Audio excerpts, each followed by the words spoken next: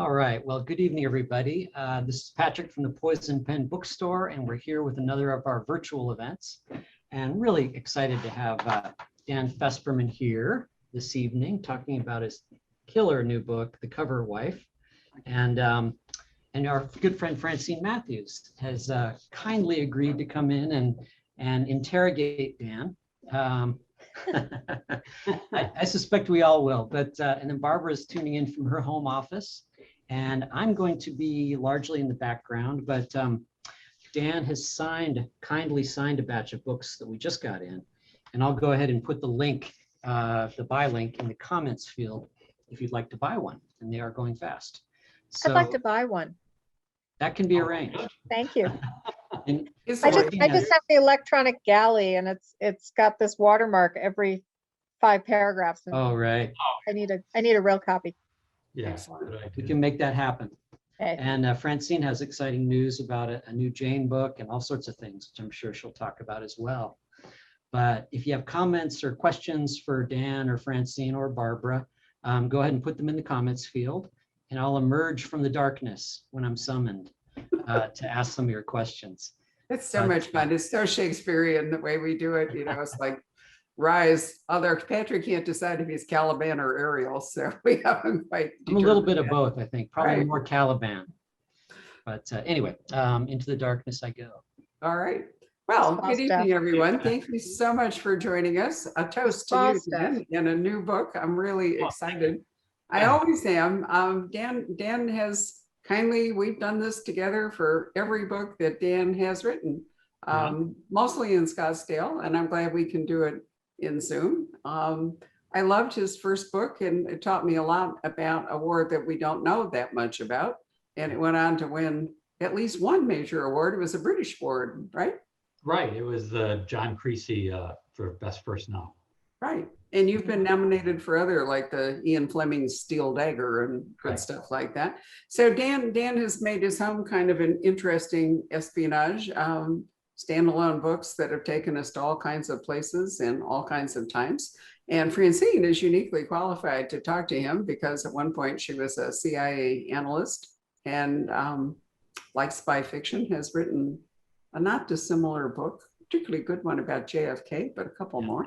But you may know her more as the author of the Becoming Jane. Is it Becoming Jane Austen? Do I have that right, or just Jane Austen? Being a Jane Austen mystery series. Thank you. I knew it was close. Right.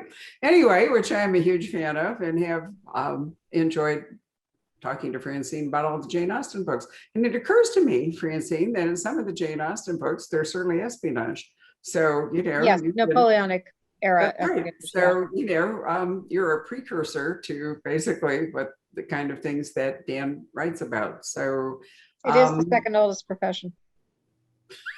I thought it was the first oldest profession. Does sex actually weigh out spying? You know, I think sex is outweighs spying, but the two are often connected, as we know from The Cover Wife. So yeah, which is an excellent title. And Dan's books are not just about espionage, but they're always about relationships. Some extremely complicated relationships in which spying definitely can be a minus or occasionally a plus. Anyway, Francine, why don't I turn this over to you and I will weigh in if I feel like it. Oh, please do. Yes. Dan, I was bowled over by The Cover Wife. I had, of course, previously read Safe Houses, which to me is your beginning venture into examining women in field operations in intelligence. And this brings that motif even further into the fore, where your character Claire is operating almost by instinct and navigating a dual world of being deceived by her own handlers and of course trying to penetrate the veil of the people that she is surveilling and trying to handle as well. And so there are multiple layers in this book, but a woman at the center of them. And I'd love to hear you talk about why you chose that as your entree into this world. I wanted to use Claire in this book because I got acquainted with her. She was sort of a sidekick character in Safe Houses. And that was where I decided on entering this world. And it was because of a lot of research I'd done in that era. And I'd looked at a lot of conversations that women who'd gone into operations, which was pretty rare in that era. In the previous book, it was in 1979 when it began. This Right. one, it's 1999. But I got I got familiar with Claire in that other book, and I enjoyed her so much as a character, and I liked her company, that I thought, well, I have to use her as the centerpiece in the next book. That's really where that came from. I had no intention of really continuing on that track, but I just became enamored with her as a character and wanted to write her. Do you see her as having evolved in the 20-year gap between Safe Houses and The Cover Wife, that intelligence for women operatives has evolved as a career, or not? I see that it's evolved some, but she's also become kind of weary for running up against the same wall time and again. She's always underestimated. They're always reluctant to give her credit when she does do well. So she has adapted a little bit more. She has learned to kind of move into the open spaces where people aren't really watching because they expect so little of her. So she finds that if she has an assignment, if she's able to expand it because there are low expectations, that she does it when she's able. But she sort of takes advantage of the weak spots about the disregard that they have for her capabilities in that way.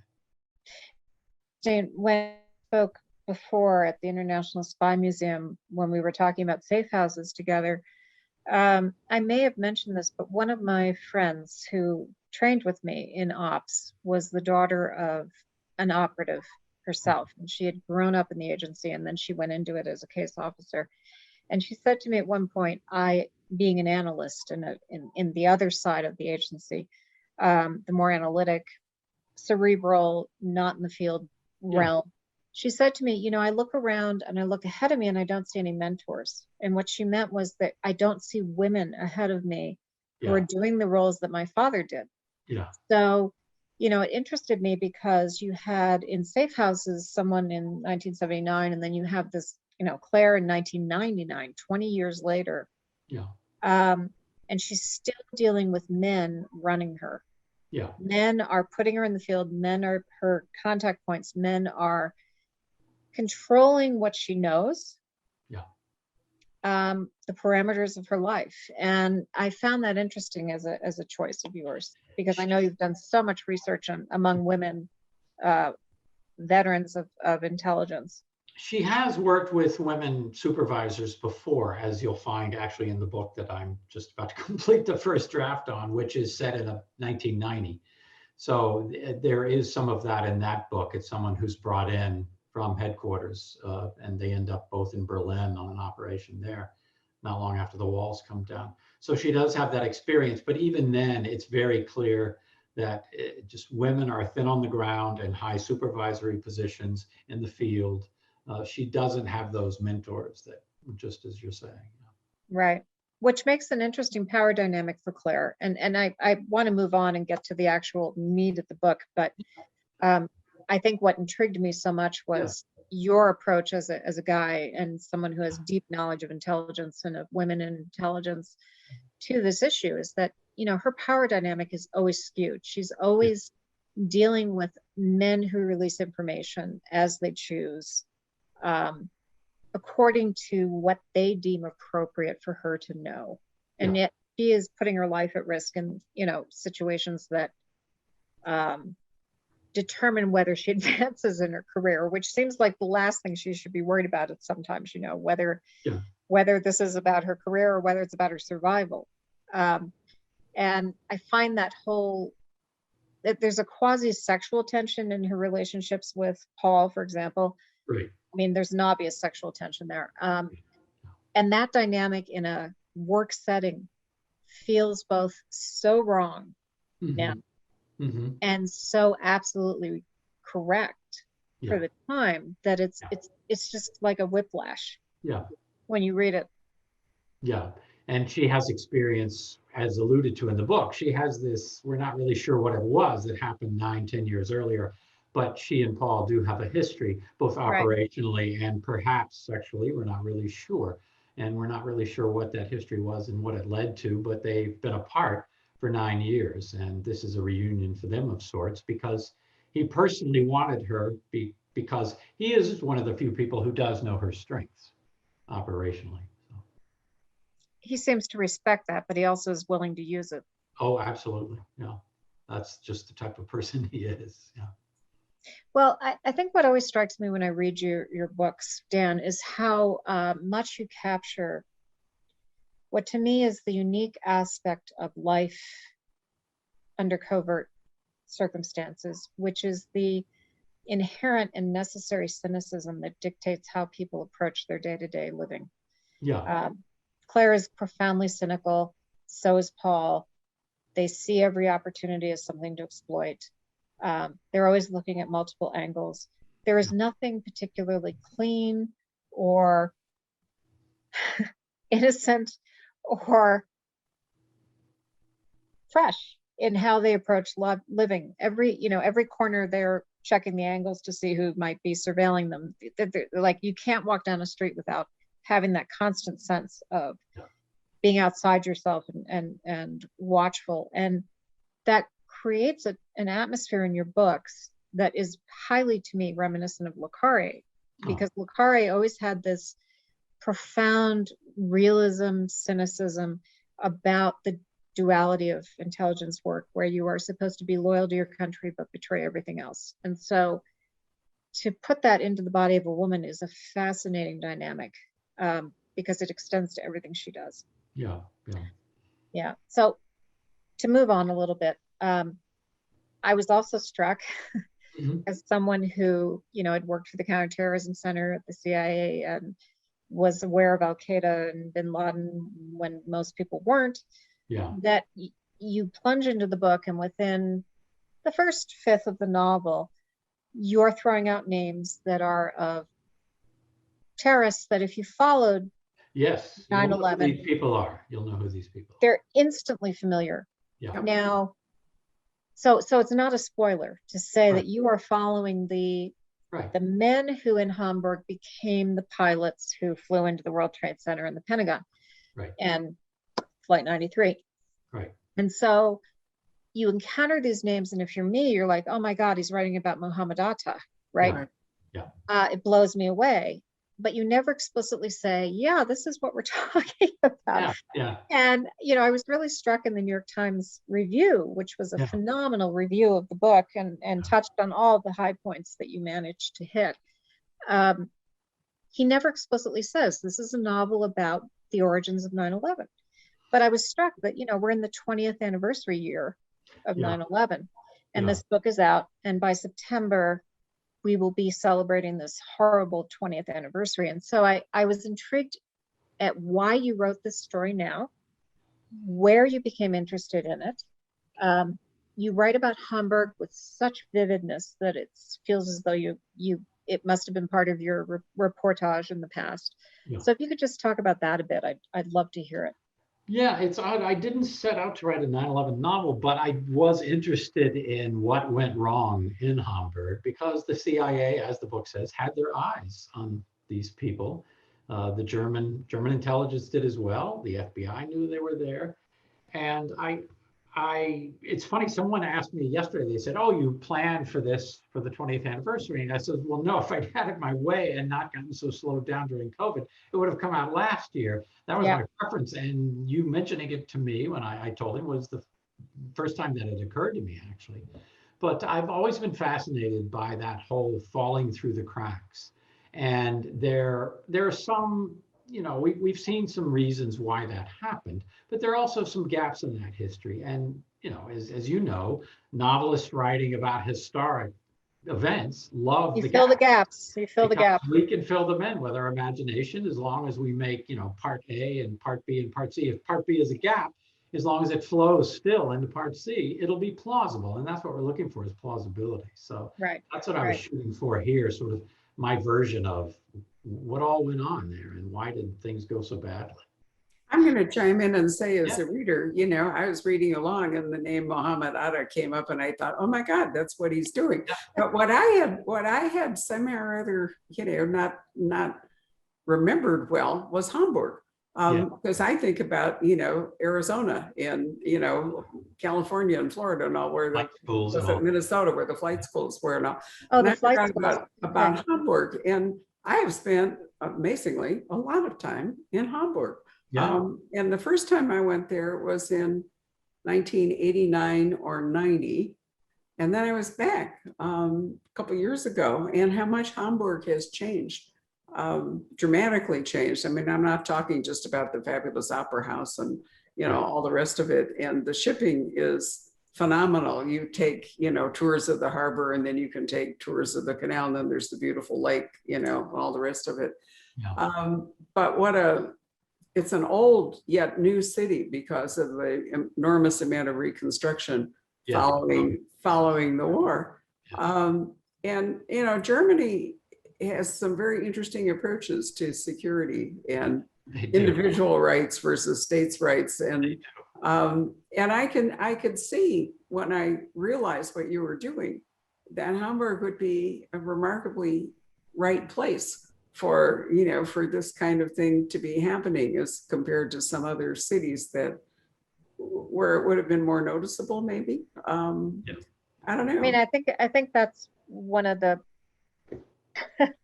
okay, this is talking out of school, but I mean, I think that's one of the tropes of American intelligence's attitude toward Germany, is that, you know, they're a breeding ground for terrorists. And so it's a hackneyed cliche in American analysis, but there is some basis of truth in that there's just an extraordinary lack of concern about people's antecedents and their objectives. Yeah, on the other hand, it's a place that I was really uncomfortable when I went there the first time. I hadn't really been to Germany much, and you know, I'm a child of the Second World War, so and my husband is Jewish, and you know, there I was with him in Germany, and all. I was really uncomfortable in Hamburg in 1990. But this time around, the city was so completely different and all, that it didn't feel any different than if I were in Spain, or, well, it did. I mean, it was German, but the general idea was that it didn't feel scary or weighted down with all that history in the same way that I found it to be true 30 years ago. So I wonder if our perceptions of Germany, at least mine, has changed quite a lot as I've spent more time there. But I don't know that you can ever quite get away from what happened in the 20th century in Germany. No, you can't. I mean, everywhere you go in Germany, Berlin more so, but Hamburg as well. It's just a place loaded with ghosts. It's a haunted country, not just by what happened in the Second World War and all that. It's also, if you go into any parts of East Germany, you know, it's all haunted by what the Stasi did, by what happened with the wall. And as far as U.S. involvement there, yes, there is that U.S. trope, that attitude of this is a breeding ground for terrorists. They don't do enough. They're so worried about acting like Nazis that they let these people kind of run around and breed plots. But there's also this attitude, I think, on the Americans' part, bred during the Cold War of wartime occupation of, all right, we can do anything we want here because we're an occupying power. If you looked at Berlin, you know, we wrote your Constitution. Right. I mean, exactly. We wrote the Constitution. In fact, my wife's uncle, Bob Bowie, he was high up in the State Department. He was the one that recommended they go ahead and include in their Constitution a vehicle for reunification if need be. But anyway, that's a family story. Fascinating. Fascinating. Yeah, but we kind of, we have some disregard, considering they're such an equal in so many ways, economically and whatnot. We have some palpable disregard for their sovereignty in terms of intelligence operations. I mean, later the US went in 1990 and snatched a German citizen right off the street because they found out he was actually an American living under a new name and a new identity. And they went over into Berlin, and Air Force security people took him right off the street, threw him in a van, and they flew him out before the Germans could find out. So sovereignty is not a big impediment to U.S. intelligence operations because we got used to being an occupying power after the war and kind of fighting the Soviets with the German locals kind of being the fodder who got caught in the middle. So How did you research this book? a lot of it was document research, reading. I went to Hamburg for a week just to go to all the sites, you know, the House of the Followers down in Harburg, the site where the mosque is, that dreary little storefront over in the St. George district, not far from the train station. So I kind of prowled around, went to a lot of places where I wanted to set scenes, just spent a lot of time there. I always do a lot of scribbling on the scene when I'm there. I always end up writing a lot of set pieces while I'm there. There's a food scene in this book in the Hofbrauhaus München, which is very Bavarian. It's not Hamburg at all. It's tourist kitsch, but I wanted to set a scene there because I wanted to have this sort of hapless professor really want to go there. And so I ended up eating there as well. And so He's kind of your token American envoy, the Yes, guide for the book who's like the ugly American that none of yes, us wants to be, but there he is. yeah. So he thinks that this is just the ultimate German thing, even though it's a very Bavarian thing in the middle of Hamburg. Or as Claire puts it to him, she goes, "This place is about as authentic as a hamburger is to Hamburg." So. Yeah, but Hamburg is such a major port, you know, that it's kind of, there's a huge mix of population, you know, I mean, not just tourists, but, you know, people working on ships and the whole bit. I mean, it's a huge economic engine. So I don't think any one person would stand out easily in Hamburg. I mean, you know, it would be easier for these guys to be, excuse me, I'm trying to dodge the sun is setting in that. It's coming right through the slat. I felt so strange, but it'd be easy to, you know, to dodge notice in a place like that, and in any great seaport where there's always going to be such a mix of people. Especially where they're hanging out. They're hanging out in this district, which had a lot of Turks, a lot of Arabs, hijab shops, and little travel agencies that would arrange your trips, you know, for a Hajj. So that part of town in particular was like that. Although it's cheek to jowl with a lot of very prosperous neighborhoods that you walk into them and it's all Germans. And what strikes you about Hamburg these days, and even 20 years ago, is its high prosperity. It's a very prosperous city, very leafy. When the weather is nice, it's as pleasant a place as you want to go. Maybe a little bland, but it's quite pleasant and a city that works. There's some really serious money around the lake.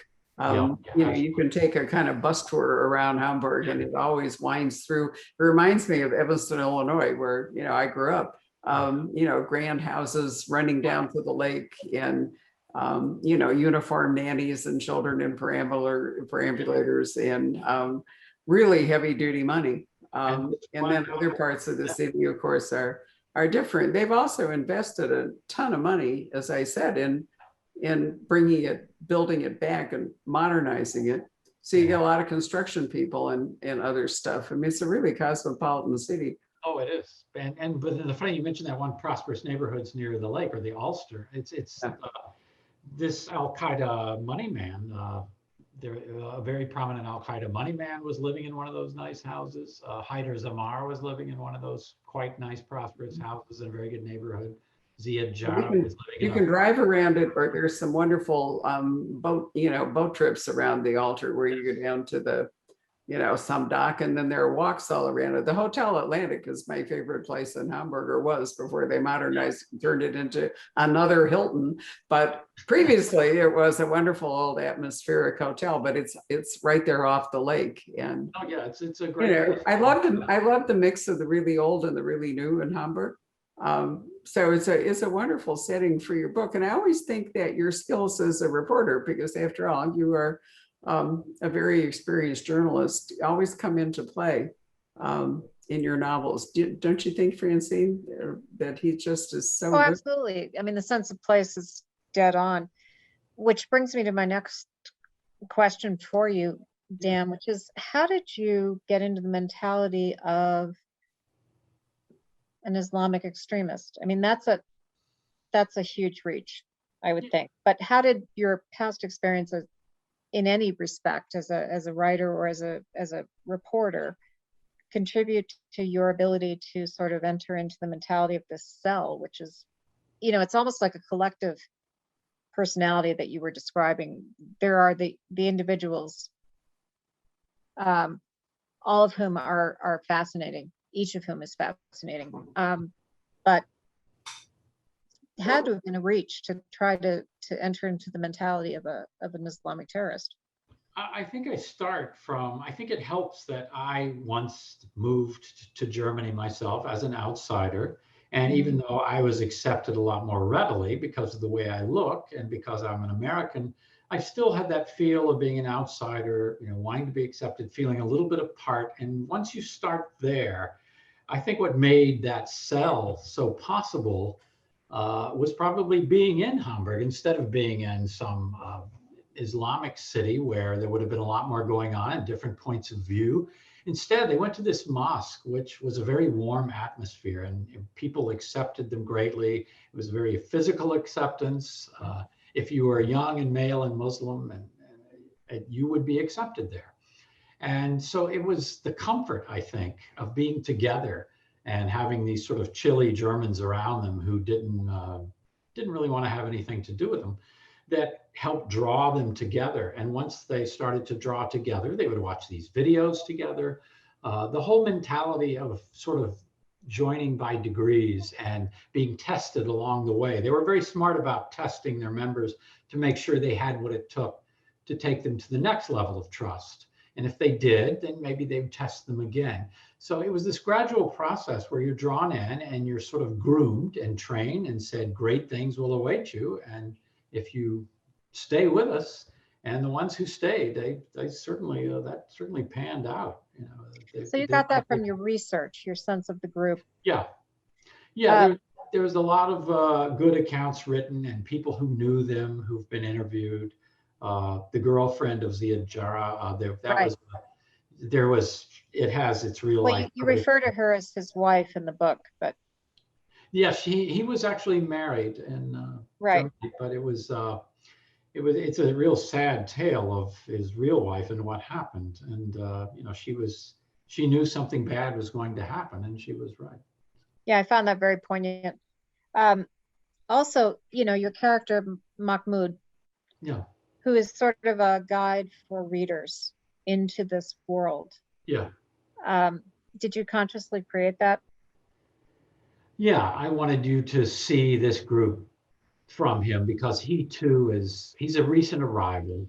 And so you're seeing them sort of with fresh eyes, and you're seeing the personalities. And he identifies very quickly that Omar and Amir is the nickname from Muhammad Atta, and Omar is the nickname for Al-Shehi, who ended up not being in the United States. He couldn't get a visa, so he ended up not being a part of the end of the plot, but he was certainly in on the beginning. And he's a real personable, happy-go-lucky, seemingly, and very bubbly guy who likes to laugh. Amir, or Atta, is very serious to the point that they make fun of him. He would walk down the street in Hamburg, the district where the mosque was. There were a lot of prostitutes. And if a prostitute was coming down the sidewalk, Amir would cross the street while his friends kept going. And they would laugh at him for doing that because he was such a prude. But I mean, I think what a lot of people don't realize about these young men is that there were a lot of different personalities. A lot of them did like to laugh, and they had some fun together, and there was genuine camaraderie beyond just sort of the aspect of we're all going to be martyrs for the cause. Yeah, that is the unbelievable paradox of reading your book, is that they seem like normal people who are connected as expats in Germany, finding a sort of brotherhood together, drinking tea and, as you said, watching videos, and yet they end up all dying. And it's just it's a fascinating story. But that story, of course, is like a Russian doll inside of the bigger story of the outer story of Claire. And what I personally found interesting was that she is partly our guide. She's watching people she doesn't understand the tasking for. She's being directed by people ahead of her. So she's very much a puppet in almost a mirror way that the people who are trying to get into the inner circle of the mosque are. They're all being tested. They're all being deployed on little tasks to prove their loyalty. And Claire's kind of mirroring that aspect within the Islamic Brotherhood that she's watching, which is an interesting kind of parallel. But you also bring in the FBI. Yes. And so you're sort of touching on the internecine warfare among brother agencies or fellow agencies in the US government. Yeah. You took on an enormous amount. And I'm just curious how you tamed all of these themes to produce a coherent book. Whew, I don't know. It was a lot of work. My editor, Edward Kastenmeier, really helped as well. It was quite a tangle, and it took me a while to kind of get it untangled. But and then I have the theme of the Islamic scholar who paralleled someone in real life who said, no, the Quran does not say 72 virgins for martyrs. It says 72 white raisins. This big. That was a great story. So, I mean, weaving all that together was, and weaving the FBI, CIA, I felt like that was mandatory because I was fascinated that these two personalities with their own real life analogs, one of whom was killed on 9/11, as someone pointed out the other day, the guys who were the kind of models for my character, the CIA one after 9/11 said before Congress, basically words to the effect of that his counterpart, the CIA man, was killed in the towers on 9/11. He said that was the one good thing to come out of 9/11, he said. I mean, that's how horrible it was that these two agencies were really doing their best to thwart each other at some level on this stuff. So, and you saw what came of that. So. Yeah. That's a constant theme in thrillers and police procedurals, lots of things, is that it's the rivalry within the organization, the quest for power, the lack of cooperation and so forth. And you sometimes wonder how investigations are ever completed when, when all of that is going on. Sometimes you feel like to get to the end successfully is like a miracle because of all the obstacles the people doing the job had to overcome.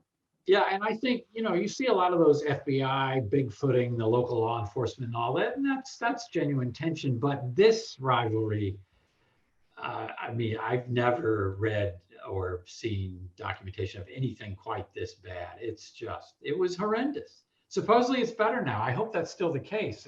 9/11 was supposed to have solved all that, but somehow I doubt that's the case. But it was these two men who were heading up, basically what amounted to the Bin Laden units for the FBI and the CIA were mortal enemies. They couldn't stand each other, and they would do what they could to screw each other up. It's documented. So it makes these cops not liking the FBI or the state police. It makes all that look very tame when you look at. Sir, is your thought that this could have been, that 9/11 could have been avoided if they had actually worked together? I think if you read The Looming Tower by Lawrence Wright or the 9/11 report, if you read that and you see what was missed and the balls that were dropped because of this and things that weren't reported to the other agency, with that fit with this that we had, but we didn't report that to them either. So all of this stuff would have been added up a lot more coherently, a lot sooner, and they may well have stopped it. So. Isn't there kind of an echo of Pearl Harbor in that? I mean, I'm not any student. Not really. No, I mean, no, in that we didn't have an intelligence community in 1941. I mean, I think what Dan is getting at is this turf war mentality where, I own this and I'm not giving an inch of it to anybody else because I, A, can't trust them, and B, don't want to share with them the glory. And so, you get these walls, and that used to exist within the CIA as well, between ops and analysis. I can't trust you with my source. And then the analytic wing says, but I can't trust the information if I don't know anything about the source. And so you get this constant butting of heads about turf and territory and ownership and power. And it's all detrimental to the end result, which is supposed to be knowledge. Yeah, yeah. Yeah, but there was scattered information, I think, if I remember right, in regard to Pearl Harbor, that maybe nobody ever put it together, but, Yeah. and maybe I'm wrong, but I think there's been certainly speculation about who knew what, and, you know, why didn't we pay attention? You know, it's so easy after the fact to look back and say, oh, you know, we should have realized that Yeah. such and such was happening, but, Yeah. but we don't. Yeah, no. But, you know, there's nothing about 9/11 that's uplifting. There just isn't. I mean, you know, the whole thing is so horrendous. Yeah. And the opportunities for possibly heading it off and all were lost. It's an awful. I think you're very brave to have written about it. You know, some of your other books were much more to remove. You know, Sarajevo is a long way away, and Yeah. you know, but it's. I mean, 9/11 is one of those moments where everybody will remember until they die where they were at I that can't believe it. particular moment. I can't believe it was 20 years ago. It seems like 4 or 5 years ago in a lot of ways, you know. But of course, my kids, who were in the oldest was in the 3rd grade then, you know, she says, yeah, it was a long time ago. So Yeah, Right. but it was transformative in a way that your Well- children will not know if they were too young, you know. That's I mean, true. if you were born after 9/11, you'll never really know just how completely transformative 9/11 was. yeah, that's true. I do remember saying to my mother on the day on September 11th, 2001, this is our Pearl Harbor, Mom, meaning my generation's Pearl Harbor. Yeah. And it did feel that way because it was such an attack on American soil. But Yeah. I am struck looking at my kids, and maybe you see this too, Dan, at how little they know about it. And so I'm thinking, interestingly, there are people who read the book and the young men throughout and will have no idea where it's headed. And I'm wondering if you thought about that, if there was a desire to have the ending be sort of a kick in the gut for people who just have already, for whom it's already the distant past. I don't think that I didn't really think of it in those terms. I think I was just dealing with it as I remembered it, but I can see where it would definitely could have that effect. Maybe, yeah, could freshen it or make it more vivid for people who hadn't really thought about it much because they were so young at the time. Or whatever. Yeah, I was in conversation with somebody who's in his 20s the other day, and he said to me, "Who is Jack Kennedy?" Yeah. And I said, he said, "Well, do you mean John F. Kennedy?" And I said, "Yeah." He said, "Oh, I never knew he was called Jack." Yeah. So even something that iconic, you know, you're kind of brought up short. You have to say, well, our assumptions about what people know are not always accurate, you know? Well, I can see it because I look at things that occurred before I was born, and I think they were ancient, like Pearl Harbor. And you know, when I was a kid, Pearl Harbor felt like ancient history, but it happened 14 years before I was born, which Right. is less than we are from 9/11 now. So I mean, it all depends on, you know, anything that came before you were born. As you're growing up, you're going to think of it as something that's in somebody else's lifetime. That's in another era, even if it's really part of your era. So I think that's just natural, not just with 9/11, but with everything. Mm-hmm. Well, as somebody far senior to both of you, I can tell you that as every year you get older, it's more unnerving to realize that your life is turned into history. I mean, it really is unnerving. You're you know, preaching to the choir, Barbara. it's just I like, agree. really? Oh. Yeah. I'm feeling really old these days. Yeah. Well, you know, you're never going to catch up to me. So there we go. It is exactly what you described, that sense of, oh my God, this is so present to me, and you're treating it as the last century, which in fact it was. Yeah, that's very true. Let's call Patrick up, he being a junior person who also really loved your book. Patrick, what would you like to come and talk to Dan about? Because I know you thought The Cover Wife, or you think it is, terrific. Hey, Patrick. Yeah, absolutely. And I love I like the connection that Francine made with the previous book, The Safe Houses. Yeah. Can you talk a little bit about, do you see them?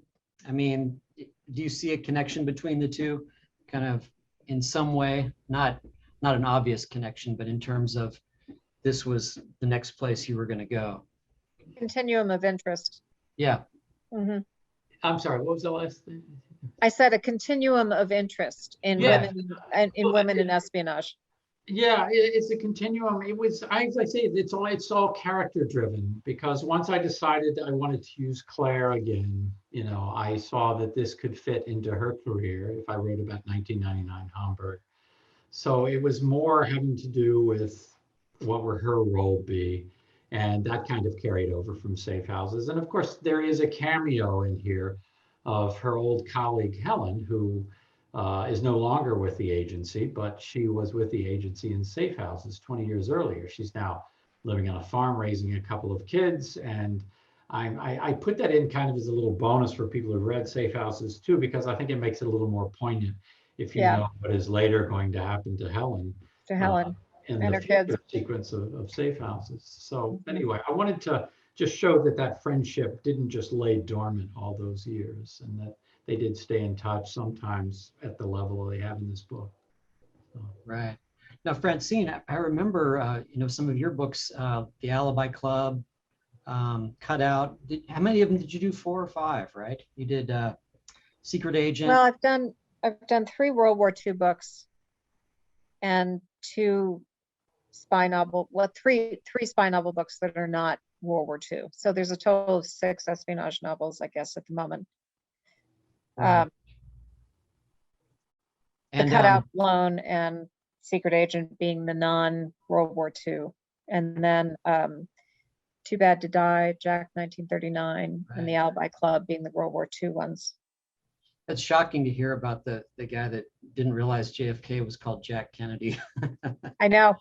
Yeah. Yeah. I know. And he's, he's not ill-educated. It's just generational. So it brings home to your own, age. Right. Dan, what you mentioned, your next novel is set in 1990-ish. 1990, or about February, late 19. Yeah. And does it have a female protagonist?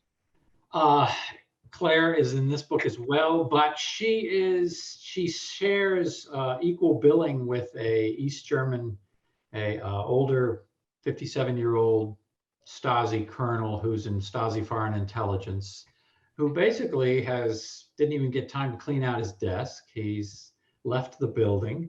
It's late February. He's going to get his last paycheck in about 2 weeks. He's worried he might be prosecuted by the West Germans because they're already talking about it.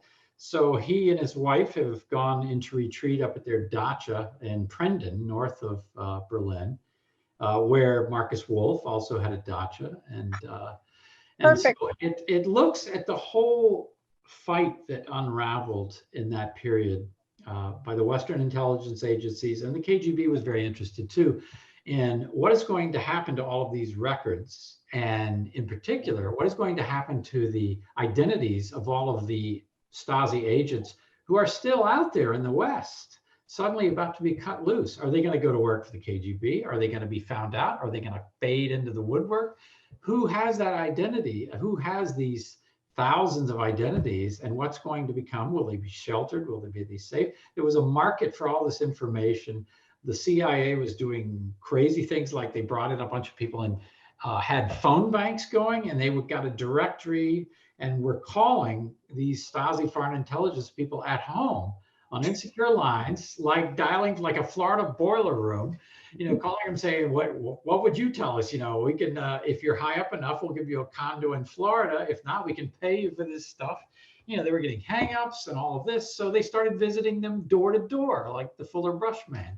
So it was this Wild West atmosphere of this intelligence market, partly set off because a bunch of protesters had broken into the Stasi in January and threw all these papers out the windows, and it was on TV. And evidently George Bush, former CIA director, George H.W. Bush, who was watching this on television in the Oval Office, his president said, gee, I hope we're getting some of that. And that set off this flurry below him of the CIA to say, what are we doing about getting this stuff? How much of this information is available? What can we get?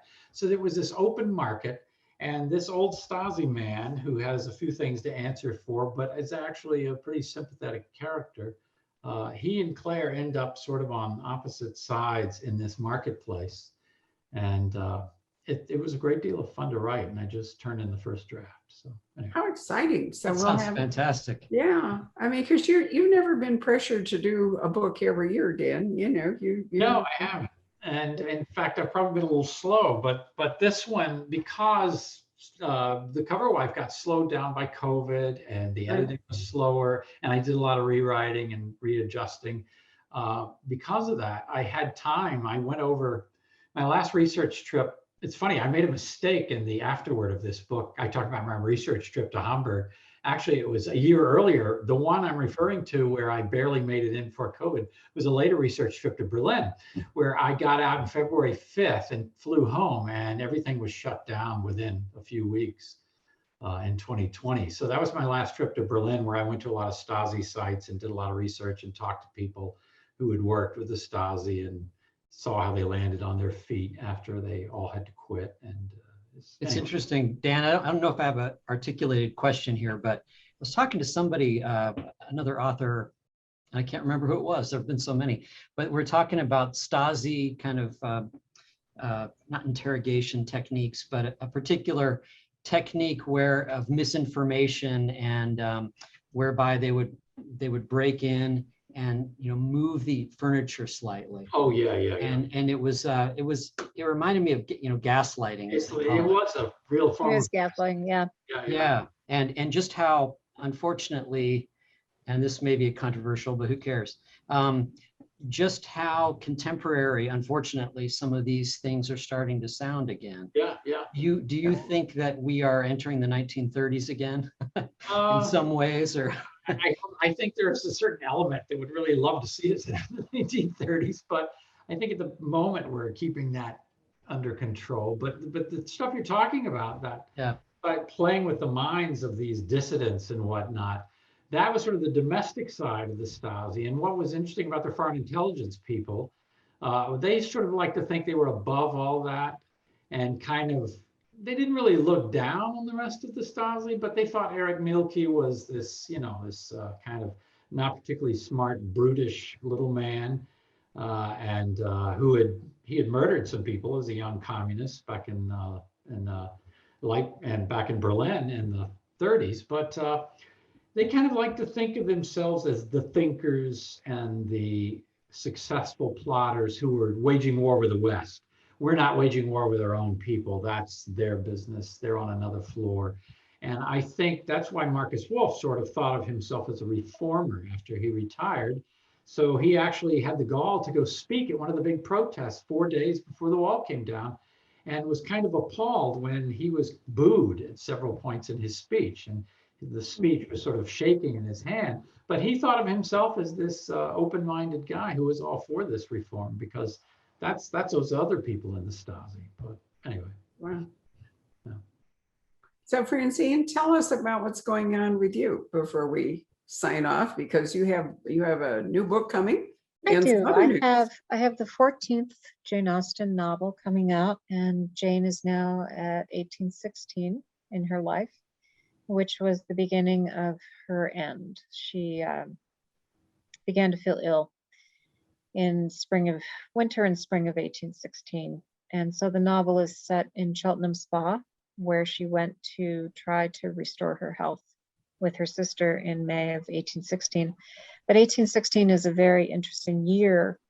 It's known in history as the year without a summer. And the book is called Jane and the Year Without a Summer, because there was a volcanic eruption in 1815 in the South Pacific. Mount Tambora erupted, and it sent such a profound cloud of ash worldwide that there was actually a year of subclimate normalcy. There was famine in Europe, there was famine in America. This coincided with the aftermath of Waterloo, in England. And so economic times were very hard, coupled with famine. It was just a desperate year.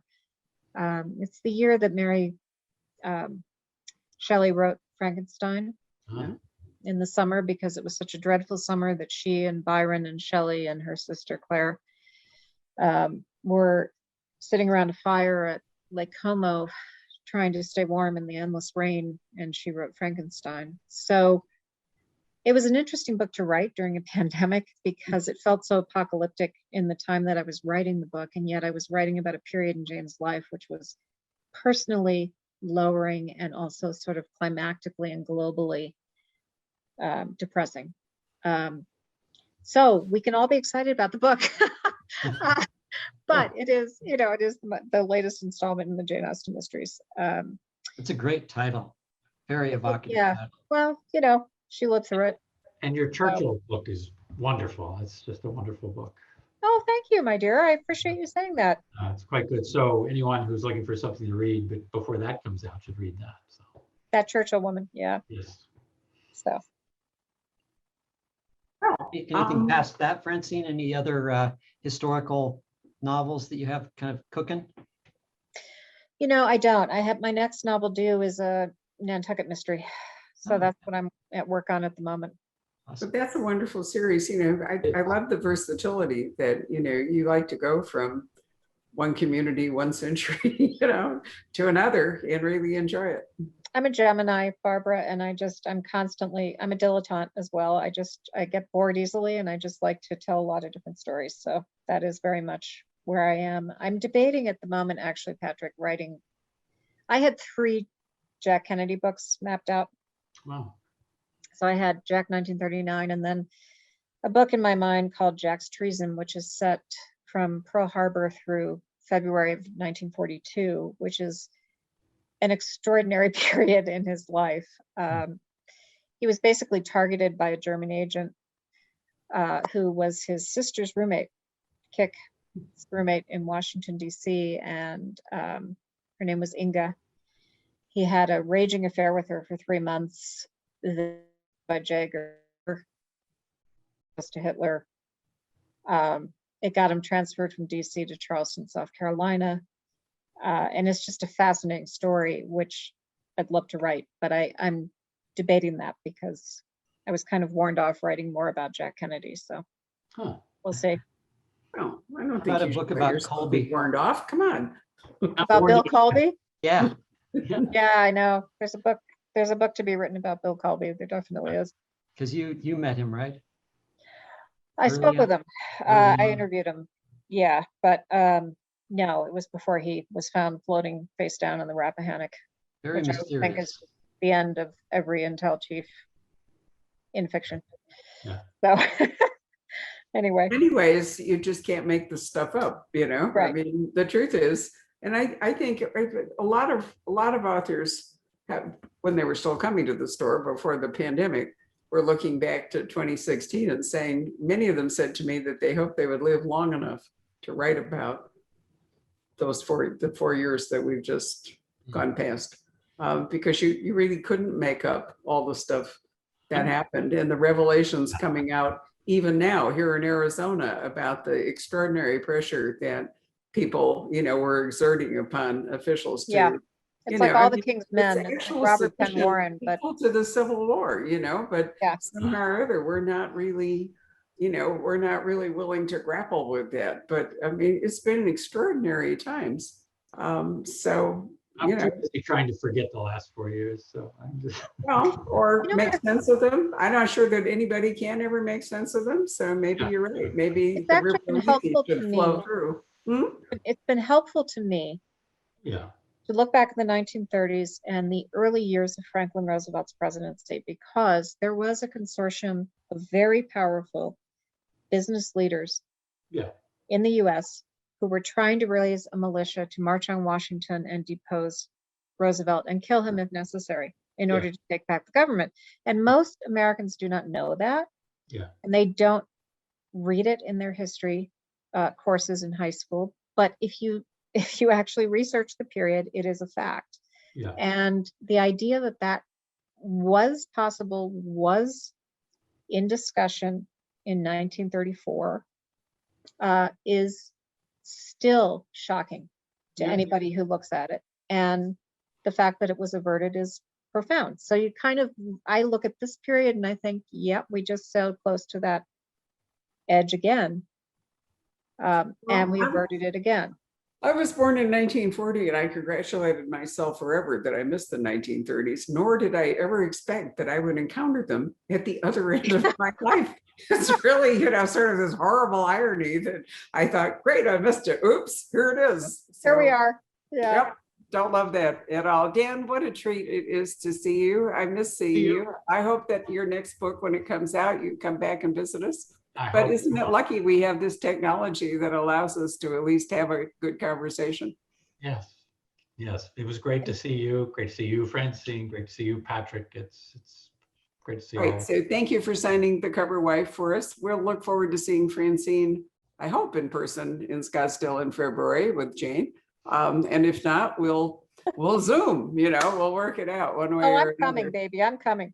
And Dan, Yeah. congratulations on a great book. Thank It's you. such a pleasure to read. Thank you for getting it into my hot little hands, and keep going, dude. Thank you. Thank you You so do it much. so well. You keep going as well. So Okay. For sure. Two of our very favorite writers. So thank you very much for spending time with us and for all your wonderful books. And let's wish everybody a great evening. There will be a podcast available for this tomorrow, and this video will live forever on our Facebook page. So if you feel like recommending it to people, I'll send you links, both of you, so you can Thank let you. people know to watch it. So that's the great thing about Zoom, is that the event goes on forever. It's not, you didn't have to actually catch it in the moment. You can enjoy it over time, which I think is really marvelous. So anyway, thanks a lot, guys. Good night. thank you. Good night, Thank you, everybody. Barbara. Night. Good night. Good to see you. Night, Patrick. Night.